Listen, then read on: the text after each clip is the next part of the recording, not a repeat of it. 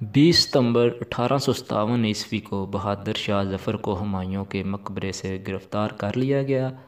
Major Hudson نے اس کے بیٹوں اور پوتوں کو گولی مار دی۔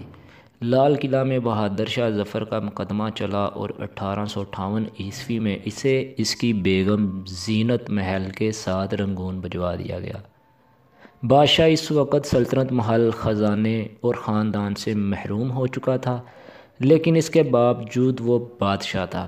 اسے جب رنگون بھجوانے کے لیے کمپنی کے بحری جہاز میں سوار کیا جا رہا تھا تو ایک کلی آگے بڑھا اور جھک کر سابق بادشاہ کو سلام کیا۔ مغل بادشاہوں کی روایت تھی، یہ لوگ جھک کر سلام کرنے والوں کو خالی ہاتھ واپس نہیں بھجوایا کرتے تھے۔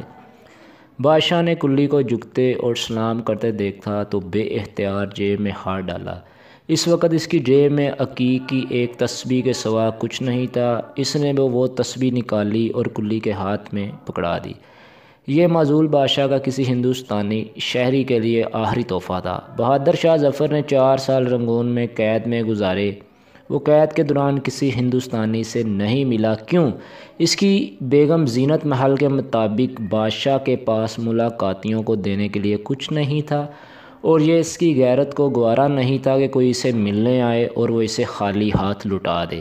لہٰذا اس نے ملاقاتوں سے انکار کر دیا۔ تاہم اگر انگریز سرکار کا کوئی اہلکار یا ڈاکٹر اس کا حال احوال معلوم کرنے آتا تو بادشاہ اسے بھی رخصت کرتے وقت اپنی قمیض، اپنے جوتے اور بعض اوقات اپنی چادر تک عنایت کر دیتا تھا، اور وصول کرنے والے کا ماتھا پسینے سے تر ہو جاتا تھا۔ بادشاہ نے قید کے دوران بھی انگریز اہلکاروں سے کوئی چیز وصول نہیں کی۔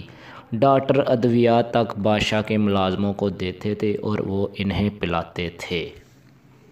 بادشاہ کے لیے کپڑوں، جوتوں اور چادروں کا انتظام بھی خادموں کے ذریعے کیا جاتا تھا، اور اس کے لیے کھانے پینے کا سامان بھی ملکہ عالیہ اور ملازمین کو دیا جاتا تھا۔ بادشاہ کے برتن بھی مٹی کے تھے، لیکن اس کے اپنے تھے، اور اس نے آخری سانس تک چمچ بھی اپنے استعمال کی اور موت سے پہلے اپنا یہ سامان بھی اپنے خادموں میں بانٹ دیا تھا۔